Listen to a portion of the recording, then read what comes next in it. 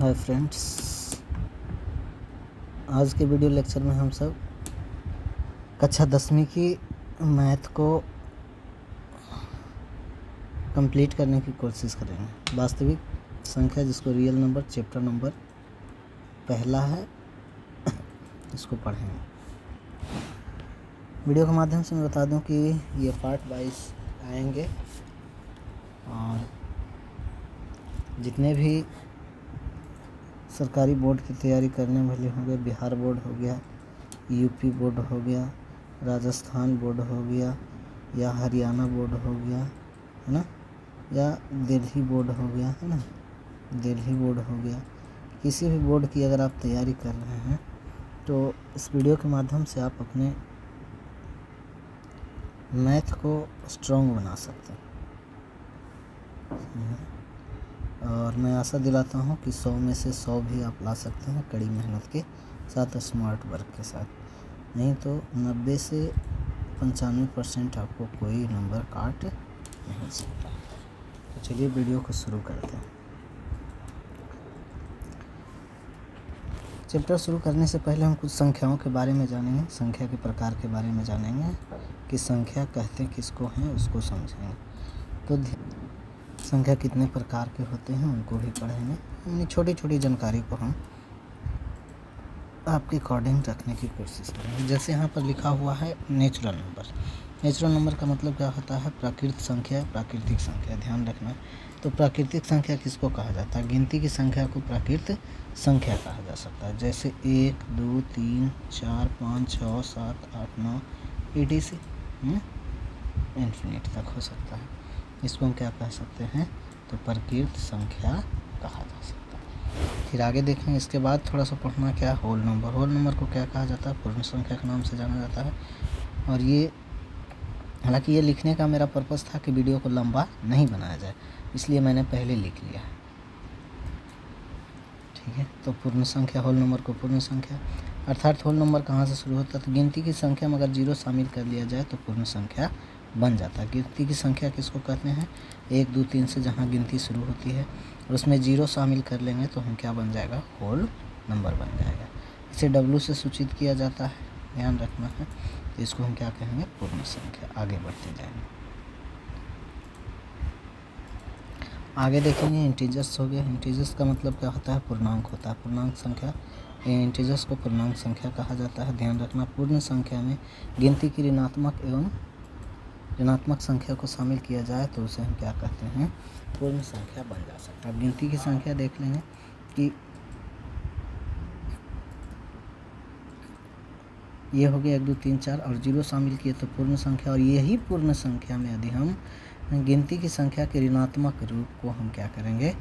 शामिल कर लेंगे, या पूर्ण संख्या के, है ना, ऋणात्मक रूप को शामिल कर लेंगे तो हम क्या कहते हैं? उसको पूर्णांक संख्या कहा जाता है। इसमें देखिए अब समझने योग्य बात है कि यहाँ पर जो निगेटिव इंटीजर्स है उसको हम निगेटिव पूर्णांक कहा जाता है, और पॉजिटिव जो है उसको हम धनात्मक पूर्णांक भी कहते हैं। अब 0 को क्या कहा जाता है भाई? तो 0 ना तो धनात्मक है और ना ही ऋणात्मक, ना तो निगेटिव और ना ही पॉजिटिव, दोनों में से कोई न्यूट्रल नंबर इसको जान सकते हैं। ध्यान रखना। आगे देख लेते हैं मुन्ना। आगे कहता है कि आगे अब पढ़ेंगे हम सब रेशनल नंबर। रेशनल नंबर मतलब क्या होता है? हिंदी में इसको हम परिमेय संख्या के नाम से जाने जाते हैं। परिमेय संख्या। कौन संख्या? परिमेय संख्या। तो परिमेय संख्या किसको कहा जाता है? जो संख्याएं P/Q के रूप में लिखी जाए उसे हम क्या कहते हैं? रेशनल नंबर, अर्थात परिमेय संख्या कहते, परिमेय संख्या कहा जाता है। अब देखिएगा, पूर्ण संख्या, पूर्णांक संख्या हो गया, नंबर, नेचुरल नंबर हो गया, सभी परिमेय संख्या कहलाता है। यानी पूर्ण संख्या जितना है परिमेय संख्या कहलाएगा, पूर्णांक संख्या भी परिमेय संख्या, नेचुरल नंबर भी परिमेय संख्या कहलाएंगे। यानी सभी के सभी क्या है? परिमेय हो गया। रियल नंबर यानी पूर्ण संख्या हो, पूर्णांक संख्या हो या नेचुरल नंबर हो, सभी को क्या कह सकते हैं? परिमेय संख्या कहा जाता है। अब समझना है कि परिमेय संख्या का अर्थ क्या है। परमेय संख्या का अर्थ यही है कि यदि हम कोई संख्या को p बटा q के रूप में लिख दें जहाँ p और q दो धनात्मक पूर्णांक हो और q बराबर नॉट इक्वल टू 0 होना चाहिए। देखिए जैसे हम 3 लेते हैं तो 3 क्या है? परमेय संख्या। अब 3 कैसे परमेय संख्या है इसको समझिए आप। 3 को लिख सकते हैं 3 बटा 1 अर्थात ये p हो गया और ये q हो गया, p बटा q अर्थात ये परमेय संख्या। 5 को भी सेम उसी तरह लिख सकते हैं कि 5 बटा 1 जहाँ 5 p है और q 1 है तो p बटा q यानी परमेय संख्या है। -3 भी परमेय संख्या है, जैसे -3 है बटा 1 लिख दिया, p बटा q के रूप में है। 0 भी एक क्या है? परमेय संख्या। ये इम्पोर्टेंट, इसको आप ध्यान रखना। 0 बहुत इम्पोर्टेंट नंबर है, इसको ध्यान रखना है कि 0 एक क्या है? 0 बटा समथिंग, इसको हम p अपॉन q के रूप में लिख सकते हैं, है ना। तो ये परमेय संख्या है। 0 बटा समथिंग के मान फिर से क्या होता है? 0, है ना। ध्यान रखना है p बटा q के मान p बटा q के रूप में लिखे तो ये 0 क्या है? एक परमेय संख्या है, इसको ध्यान रखना। आगे बढ़ते हैं।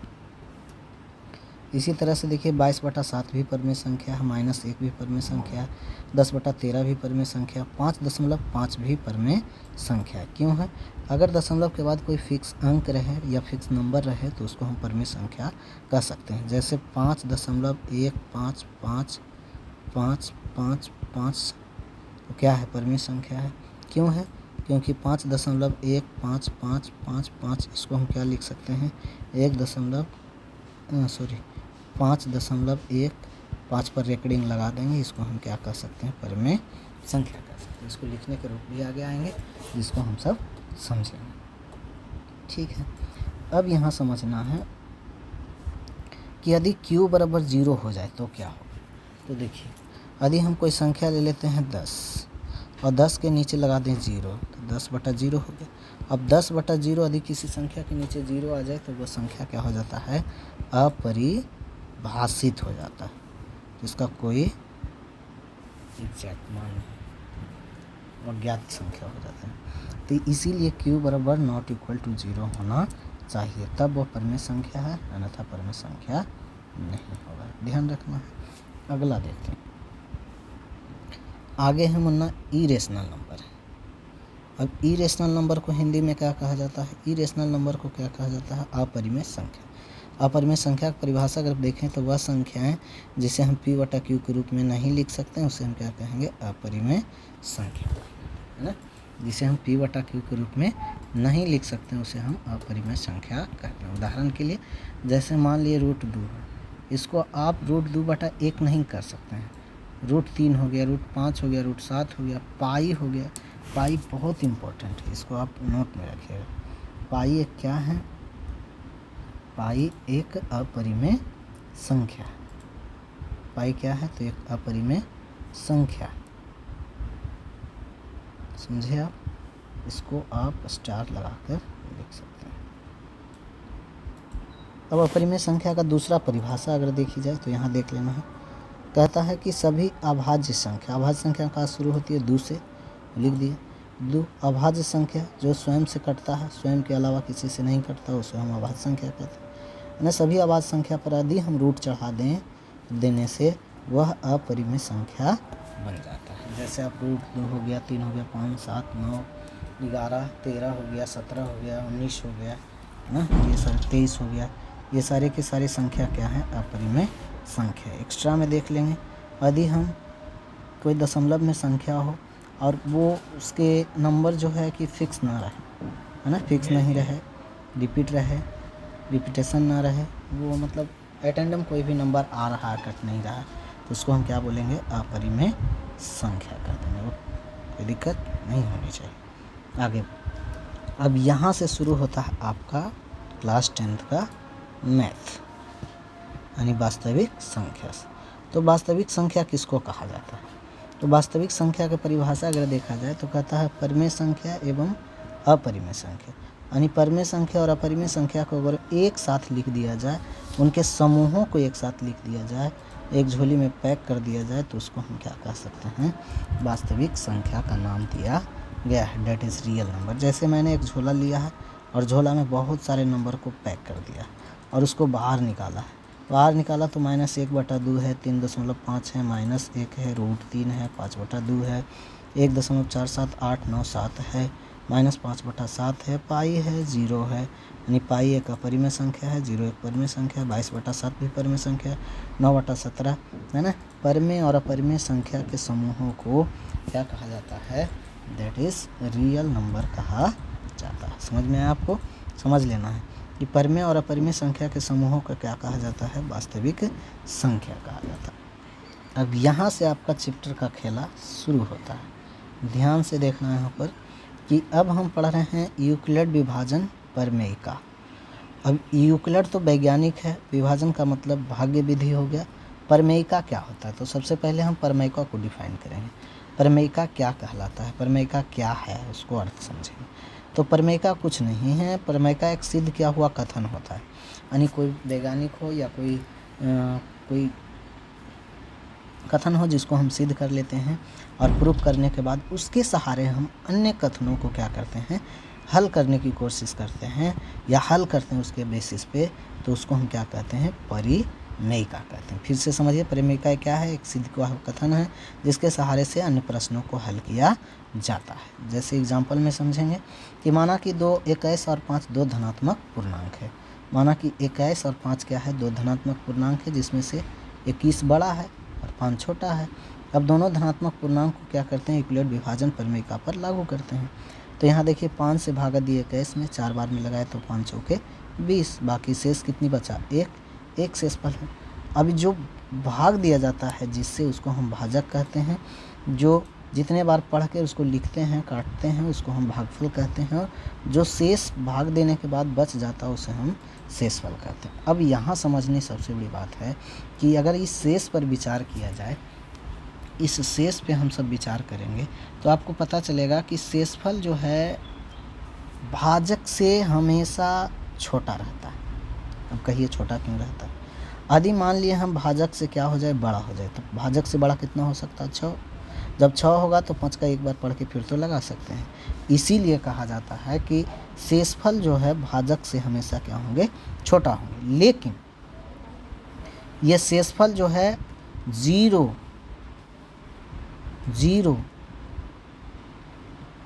के बराबर या जीरो से बड़ा होगा। जीरो के बराबर या जीरो से बड़ा होगा, रिमाइंडर। लेकिन छोटा किससे होगा? भाजक से छोटा होगा, यानी 5 से हमेशा छोटा होगा। यही चीज़ को हमने समझाया कि मान लिया 21 और 5 दो धनात्मक पूर्णांक है, जिसमें से 5 छोटा है, 21 बड़ा है, तो भागा दे दिए, यूक्लिड विभाजन प्रयोग किए, सामान्यकरण किए, तो यहाँ 4 बार में लगाया और 20 आया, 5 चौके 20, 21 में से 20 गया, एक बचा शेषफल। और ये शेषफल पर विचार किए तो ये भाजक से हमेशा छोटा, लेकिन 0 के बराबर और 0 से बड़ा होगा, लेकिन भाजक से छोटा होगा। यही चीज़ को समझाए हैं कि हमेशा 0 या 0 से बड़ा होगा, लेकिन भाजक से हमेशा क्या होंगे? छोटा होंगे। कोई दिक्कत? तो यहाँ से एक चीज़ मिलता है। अब देखिए यूक्लिड विभाजन प्रमेयिका का अगर हम सामान्यकरण करते हैं, सामान्यकरण का मतलब जनरलाइजेशन करते हैं, तो मान लिया कि a और b दो धनात्मक पूर्णांक है। अब a जो है b से बड़ा है। जब a और b से बड़ा है तो इसको हम क्या करते हैं कि a में b से भाग दिया जाए, भाग किया जाए, a में b से भाग किया जाए। तो मान लिया q बार लगाया और शेषफल कितना बच गया? r बच गया। ठीक। अब यही शेषफल जो है, यही शेषफल किसके बराबर? तो यहाँ कह सकते हैं कि r जो हो या तो 0 के बराबर या 0 से बड़ा हो सकता है, लेकिन वो भाजक से क्या होगा? हमेशा छोटा होगा। ये सामान्यकरण इसका हुआ। अर्थात कहने का मतलब a बराबर क्या होगा? तो BQ प्लस R होगा, BQ प्लस R, जहाँ है ना, जहाँ क्या होगा? R का मान हमेशा 0 के बराबर या 0 से बड़ा होगा, लेकिन B से छोटा होगा। तो यहाँ से क्या मिला आपको? तो यहाँ से क्या मिला आपको? तो हमको लगता है यहाँ से आपको क्या मिला कि मान लिए कि दो धनात्मक पूर्णांक हो, a और b धनात्मक पूर्णांक हो, जिसमें q एवं r दो अद्वितीय, है ना, अद्वितीय पूर्ण संख्या इसमें क्या रहते हैं, इसमें विद्यमान रहते हैं, विद्यमान रहता है।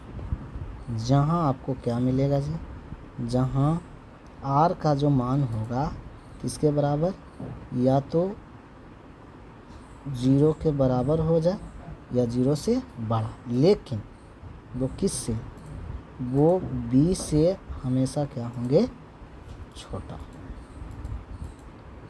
ठीक है, अब यहाँ से और यही जो क्या है, यही क्या है ना, तो यूक्लिड विभाजन, यूक्लिड प्रमेय। ओके, अब देखिए बच्चों, यहाँ से हमको एक चीज़ मिलता है। जब हम क्लास 6 में 7 में 8 में थे तब हमें सिखाया जाता था एक भाज्य बराबर फार्मूला। कहाँ से मिलती, यहीं से आता है, यूक्लिड विभाजन प्रमेय से। यहाँ देखिए, यहाँ से एक यूनिक चीज़ मिलता है। क्या मिलता है मुन्ना, कि मान लिए कि भाज्य a है, a और b कोई धनात्मक पूर्णांक जिसमें से b छोटा था a से, तो b से a में भाग दिए, q बार में लगाए, r शेषफल आ गया। तो ये दोनों तो इसमें विद्यमान है, पूर्ण संख्या है ना, ऑलरेडी से ये दोनों पूर्ण संख्या इसमें क्या है, विद्यमान है। तो यहाँ क्या मिलता है कि भाज्य जो है a है किसके बराबर, तो भाजक गुणे भागफल प्लस शेषफल। जहाँ भाज्य बराबर a है, भाजक b है, अब भागफल q बार में लगाए थे और शेषफल क्या बचा था, r बचा। इतना कर देंगे तो हमको क्या मिल जाएगा, भाज्य मिल जाएगा, जो फार्मूला आपका है। तो इसको आप ऐसे नोट कर दें।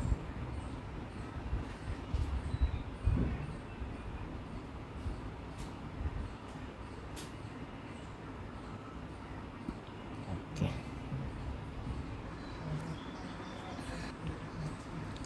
अब आगे जो पॉइंट पढ़ने हैं वो है यूक्लिड से ही संबंधित है। जैसे यूक्लिड विभाजन एल्गोरिथम है, तो यूक्लिड का मतलब तो समझ रहे हैं, कोई वैज्ञानिक है। विभाजन का मतलब विभाजन प्रक्रिया होगा, और एल्गोरिथम का मतलब क्या होता है, तो एल्गोरिथम कहता है कि किसी भी समस्या को हल करने का जितने भी चरण या श्रृंखला को हम अपनाते हैं उसे हम क्या कहते हैं, तो एल्गोरिथम कहते हैं। जैसे मान लीजिए कोई समस्या है जिसको हल करने के लिए मैंने पहला स्टेप अपनाया, फिर उसके बाद दूसरा स्टेप अपनाया, फिर उसके बाद तीसरा स्टेप अपनाया, तब जाके समस्या का हल मिला। तो इसको हम क्या कहते हैं, एल्गोरिथम कहा, एल्गोरिथम कहते। ओके, जैसे एग्जांपल में, जैसे मान लिया कि, जैसे हम मान लेते हैं कि यदि a एंड b दो धनात्मक पूर्णांक है, ठीक, इसका HCF निकालना है, तब क्या करेंगे, a और b को लिखेंगे और जिसमें जो बड़ा होगा उसको इंडिकेट करेंगे। मान लिया कि ये बड़ा है, तब क्या करेंगे, यहाँ पर हम क्या करेंगे ना, कि यूक्लिड विभाजन प्रमेय का प्रयोग करेंगे। यूक्लिड विभाजन एल्गोरिथम का ही यूज होगा। ओके, यूज होगा। चरणबद्ध तरीके से एक शानदार से एग्जाम्पल पढ़ते हैं। मान लिया कि C एंड D दो धनात्मक पूर्णांक है और इसका क्या निकालना है हमको, HCF निकालना। तब क्या करेंगे, जब HCF निकालना है तो इसको हम बड़े और छोटे में इंडिकेट करेंगे। तो मान लीजिए C बड़ा है किससे, D से, तो C में भागा दिया जाएगा D से, लगाएंगे कई बार में, Q बार में। अब मान लीजिए कि शेषफल कितना आ गया, R, जहाँ शेषफल किसके बराबर होगा, या तो 0 के बराबर होगा या 0 से बड़ा होगा, लेकिन वो किससे छोटा होगा, तो D से हमेशा छोटा होगा। समझ गए? अब इसको समझिए ऐसे। तो यहाँ जो क्रिया हमने अपनाया, मान लीजिए कि इसको ऐसे मिटाते हैं, यहाँ अब दो चरण होंगे। यदि r बराबर 0 आ जाता है, पहला चरण यदि r बराबर क्या हो जाए, 0 हो जाए, r बराबर 0 हो जाए, तब HCF जिसको हम क्या कहते हैं,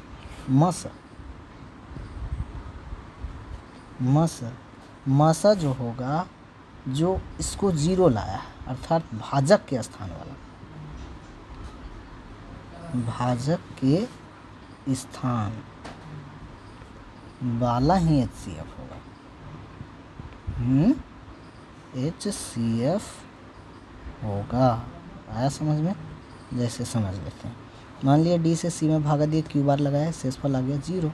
जब 0 आ गया तो 0 आया कौन से भाजक के नाम से, D से, तो ये भाजक जो है, जो 0 लाया, भाजक ही क्या होगा, HCF कहलाएगा, अर्थात मसा होगा, यानी HCF होगा। दूसरा कंडीशन, यदि r बराबर 0 नहीं आता, r बराबर 0 नहीं आता, r बराबर 0 नहीं आता, मान ली नहीं आता, तो हम क्या करेंगे, फिर से पुनः कौन विधि लगाएंगे, पुनः यूक्लिड विभाजन प्रमेयिका का प्रयोग करें। कैसे, तो फिर से अब छोटे में क्या करेंगे कि मान लिए कि r बराबर 0 नहीं आया, तो r से भागा D में दें, पुनः भाग विधि लगाएं, यानी r से फिर भागा देंगे किस में, D में, फिर लगाएंगे, मान ली ई बार में लगाए, फिर मान ली शेषफल नहीं आया, तो इसको Q1, फिर इसको Q2, फिर R2, ऐसे कर करके हम सब सवालों को हल करेंगे। समझ में आया? तो HCF निकालने में यूक्लिड विभाजन प्रमेयिका का प्रयोग, एल्गोरिथम का प्रयोग किया जाता है HCF निकालने में, है ना। तो इसको आगे बढ़ाएंगे हम, फिलहाल इतना देखिए, जैसे हम एक समस्या को हल करें। अब यहाँ एक सवाल आता है कि 40, 52 एवं 12,576 का क्या निकालना है, मसा निकालना। मसा का मतलब क्या हो गया, HCF, जिसको हायर कॉमन फैक्टर कहा जाता है हिंदी में, मसा महत्तम समावर्तक कहा जाता है। तो इसमें हम क्या करेंगे कि 40 एवं 52 को लिखेंगे और 12,576 को लिखें। इसमें बड़ा कौन है, तो 12,576। तो इसमें क्या किया जाएगा कि हम सब 12,576 को क्या करेंगे, भागा देंगे किससे, तो 40, 52 से। ठीक है, अब 40, 52 से अब यहाँ देखिए, इससे हम क्या करेंगे, भाग लगाएंगे। तो हमको लगता है 3 बार हम लगाए, 4 तिया 12, 3 बार में लगा देंगे तो इसको कितना आ जाएगा मुन्ना, तो 3 बार हम लगाए, 3 दूना 6 के 6 हो जाएगा, फिर 5 दूनी 10 के 0 हो जाएगा, सॉरी 5 तिया 15 के 5 आ जाएगा, हाथ में 1, फिर 0 1 5 के 1 हो जाएगा, 4 तिया 12 हो जाएगा। इसको ऐसे कीजिए, 6 में 6 गया 0, यहाँ 5 2 7 हो गया, फिर यहाँ 4 हो गया, यहाँ कटकुट, यहाँ कटकुट। क्या आपको लगता है, ध्यान दीजिए यहाँ पर, यहाँ जो r है क्या 0 के बराबर है, नहीं है, तो नहीं है तो पुनः यूक्लिड विभाजन प्रमेयिका लगाएंगे, किसके बीच, तो भाजक और नई संख्या। अब ये बन गया 2 धनात्मक पूर्णांक, एक तो 40 52 हो गया और एक 420 हो गया। अब 420 के बीच में लगाएंगे, तो करना क्या है, इसको ऐसे करेंगे, इसको मिटाया हमने, ठीक, इसको भी मिटाया हमने, ठीक है। अब यहाँ बच गया कितना, 0, सॉरी कितना हो गया, 3 दूना 6 के 6, 5 तिया 15 के 5, बच गया था कितना, 420 बचा था, 420 लिख दिए, नया संख्या। तो अब ए हो गया, आई बी हो गया। तब ए और बी में देखेंगे बड़ा छोटा, तो बड़ा ए है तो ए को भागा देंगे बी से, तो अर्थात यहाँ भागा लगा देंगे किससे, किस में, तो 40 और 52 में। ओके, अब यहाँ लिखेंगे हम सब यूक्लिड विभाजन एल्गोरिथम का यूज़ कर, पहला चरण में क्या हुआ, पहला चरण में क्या हुआ, 12,576, 12,576 बराबर क्या लिख सकते हैं, 40/52 यानी 1 गुना क्यूब 3 और प्लस कितना लिख सकते हैं 420, पहला चरण। दूसरा चरण में भी यूक्लिड विभाजन एल्गोरिथम का यूज़ करेंगे। 420 को लगाएंगे कितना में, 40/52 में, ठीक है। तो ये कितना बार में लगेगा, 4 9 36, 4 9 36, 4 9 36 अर्थात 9 ग्राम लगाया जाएगा। तो 9 ग्राम लगा देते हैं। तो 0 के 0 और 9 दूनी 18 के 8 और 9 चौक 36 1 37, ठीक है। तो फिर लगाइए, 2 के 2 हो गया, 8 15 7 हो गया, यहाँ 9 हो गया, 9 में से 7 गया, 2 बच गया, ये कटकुट हो गया। देखिए क्या रिमाइंडर 0 आया, जहाँ r बराबर नॉट इक्वल टू 0। फिर देखना जब नया है तो पुनः यूक्लिड विभाजन पर मेका लगाएंगे, भाजक गुणे भागफल। तब ये नया बन गया, ये हो गया अब नया, इसको समझे, ये हो गया नया a और ये हो गया b।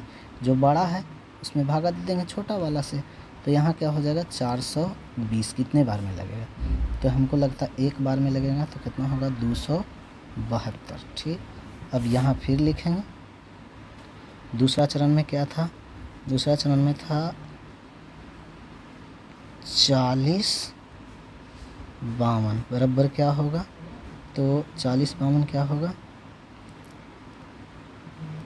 420 गुना 9 प्लस शेषफल कितना बचा था 272, जहाँ r बराबर नॉट इक्वल टू 0। जब तक 0 नहीं आ जाता है, जब तक उसका भाजक ज्ञात मात्रा पता नहीं चलेगा, तो ध्यान रखना। तो यहाँ क्या हो गया, 8 बच गया, 0 में से 2 नहीं जाएगा तो पैसा लेंगे 10, 10 में से 2 गया 8, ये हो गया 2, 11 में से कितना गया 7, तो 4 बच गया, यहाँ 3, 3 में से 2 गया तो 1 बच गया, ठीक है। अब नया हो गया, ये हो गया भाजक था जो भाज्य बन जाएगा, और जो शेषफल था वो भाजक बन जाएगा, तो फिर नया हो गया। तो नया में क्या करना है 272, कितने बार में, एक बार में लगा देंगे 148, ठीक है।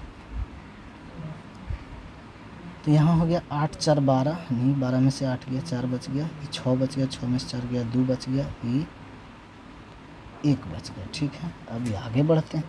अब मुन्ना तीसरा चरण तक देख चुके हैं, r बराबर नॉट इक्वल टू 0 है, तो ये नया हो गया, क्या हो गया मुन्ना, ये नया हो गया भाज्य, और ये क्या हो गया भाजक। तब इससे भागा देंगे किस में, 148 में, कितने बार में लगेगा, एक बार में, तो लगा दीजिए एक बार में, है ना। तो यहाँ तीसरा स्टेप में हमने क्या किया था, तीसरा स्टेप में जो क्या उसको लिख देंगे, तो कितना था जी, तो ये था 272, 272 बराबर क्या होगा,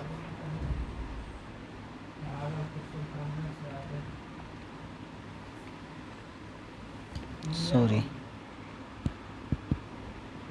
ये था 420, 420 बराबर क्या हो जाएगा, तो 420 बराबर हो जाएगा 272 गुना 1 और प्लस कितना हो जाएगा 148, जहाँ r बराबर नॉट इक्वल टू 0। जब तक 0 नहीं आता है यूक्लिड विभाजन एल्गोरिथम का यूज़ करते जाना है। फिर देखिए चौथा चरण में हमने क्या किया मुन्ना, चौथा चरण में हमने क्या किया, चौथा चरण में वही किया, तो क्या है 272 बच गया था शेष, वो भाज्य के रूप में बना, तो 272, तो इसको क्या किए हम सब 148 गुना कितना 1 प्लस कितना बचा, तो बोल देंगे कितना बचा सर, तो 124, ठीक है, जहाँ r बराबर नॉट इक्वल टू 0 है। पाँचवा चरण में क्या करेंगे हम सब, पाँचवा चरण में फिर भागा देंगे एक बार में, तो यहाँ कितना आ गया 124, यहाँ बच गया कितना 24 बच गया यहाँ पर, 24 बच गया जी, 24 नया भाजक बन गया, ये भाज्य है और ये भाजक बन गया नया। तो अब क्या करेंगे 24 से भागा देंगे किस में 124 में, आगे बढ़ जाते हैं। तो ये पाँचवा स्टेप में हमने क्या किया, 148 था भाज्य, तो भाज्य बराबर भाजक, तो भाजक कितना था 124, अब गुना 124 गुना 1, अब बच गया कितना प्लस 24। ठीक है, जहाँ r बराबर नॉट इक्वल टू 0। छठा स्टेप में क्या करेंगे, छठा स्टेप भी जाना है आपको। छठा स्टेप गए तो 24 25 20 से 5 ग्राम लगा देते हैं 120। अब बच गया कितना मुन्ना 4। यहाँ भी r बराबर नॉट इक्वल टू 0, तो यहाँ लिख सकते हैं 124 बराबर क्या होगा, तो 24 गुना 5 और प्लस क्या हो जाएगा 4, जहाँ r बराबर नॉट इक्वल टू 0। भी और अगला स्टेप जाना है, इसको समझते चलिए। तो अब नया जो है भाज्य हो गया कितना 24, अब भाजक कितना हो गया 4, तो 4 से भागा देंगे बड़ा काम है, तो 24 है ना, तो 4 छक्कम 24 ख से ख़त्म, अर्थात r बराबर कितना हो गया 0। अब यहीं पर जहाँ शेषफल 0 आ जाए है ना, तो वही भाजक क्या कहलाता है HCF कहलाता है। अब देखिए यहाँ पर सातवां स्टेप में क्या किए हम सब कि बच गया कितना सर 24 बराबर कितना था 4 गुना 6 प्लस 0, 4 गुना 6 प्लस 0 है ना, बराबर जहाँ r बराबर 0। अब यहीं खेला हो गया, तो यहाँ क्या मिला आपको भाज्य बराबर मिला, जो जहाँ शेषफल 0 हो जाए है ना, यानी r 0 हो, तो भाजक के स्थान वाला, भाजक के स्थान वाली संख्या ही HCF कहलाता है। इसलिए HCF बराबर कितना होगा 4। समझ में आया, एक बार इसको रिव्यू कर। देखिए कहता है मैंने 40 52 और 12 576 का मासा यानी HCF ज्ञात करना। तो दोनों में से बड़ा और छोटा को हम क्या करेंगे डिफाइंड करेंगे। तो बड़ा और छोटा कौन है, तो बड़ा तो हो गया ये 12576 40 में। तो इसमें क्या करेंगे यूक्लिड विभाजन एल्गोरिथम का प्रयोग करेंगे। तो यहाँ साइड में यूक्लिड विभाजन एल्गोरिथम को यूज कर रहे हैं हम सब। तो देखिए तो भाजक गुने भागफल, तो यहाँ 40 52 भाजक हो गया, भाज्य हो गया 12576, 3 बार में लगाएंगे 12156 आएगा, बच गया कितना 400, ये 5 नहीं है बी है 420। 420 को 40 52 में भागा दिए तो कितना बार में लगाएं 9 बार में। जब 9 बार में लगाएं तो आया कितना 3780 आया, बच गया कितना 272। अब देखिए 0 नहीं आया, जब शेषफल 0 नहीं आया तो यूक्लिड विभाजन एल्गोरिथम पहला भाज्य बराबर भाजक गुने भागफल प्लस शेषफल, शेषफल और नॉट इक्वल टू, जब तक 0 शेषफल नहीं आता जब तक हमें भाज्य प्राप्त HCF प्राप्त नहीं हुआ। तो ये चरण को फिर नया ये भाज्य हो गया, ये क्या हो गया भाजक हो गया। तो इससे भागा देंगे किस में नयिका वाला भाज्य में, तो 272 में दे दिए, एक बार में लगाया 148, बच गया 124। ये देखिए 124 ये बच गया। तो दोनों दो संख्या बना धनात्मक पूर्णांक, तो ये बड़ा और ये छोटा। तो नया भाज्य को भाजक से भागा देंगे तो 124 में 148 में भागा देंगे, तो फिर एक बार में लगाएंगे 24 बचेगा। अब 24 को भागा किससे देना है 124 में देना, 24 से भागा 124 में 120, 24 25 5 बार में लगाया 4 बच गया। अब 4 यहाँ शेषफल भी 0 नहीं बचा, तो स्टेप बाय स्टेप लिखते चल जाना है ना, तीसरा स्टेप चौथा स्टेप से करके अब 4 बच गया तो 24 में देंगे, 4 छक 24, जहाँ 0 आ गया ना 0 आ गया, जहाँ शेषफल 0। अब जहाँ शेषफल आया 0 वही भाजक उसका क्या कहलाएगा HCF। यानी आपको समझ में आया कि जहाँ शेषफल 0 होता है उसके भाजक के स्थान वाली संख्या क्या कहलाता है HCF कहलाता है। तो भाजक वाली संख्या यही ना है 4, तो HCF कितना होगा 4। अतः यहाँ पर लास्ट में लिख सकते हैं कि 40 52 और 12576 का HCF, अतः लास्ट में लिख सकते हैं 40 52 एवं 12576 का HCF कितना होगा 4 होगा। यही आपका क्या है मेथड है यूक्लिड विभाजन एल्गोरिथम का। वीडियो अच्छा लगे तो लाइक शेयर सब्सक्राइब ज़रूर कीजिए और शेयर करने की कोशिश करेंगे। कमेंट ज़रूर कीजिएगा वीडियो कैसा लगा, ताकि अगले सीरीज़ को आपके बीच लाए।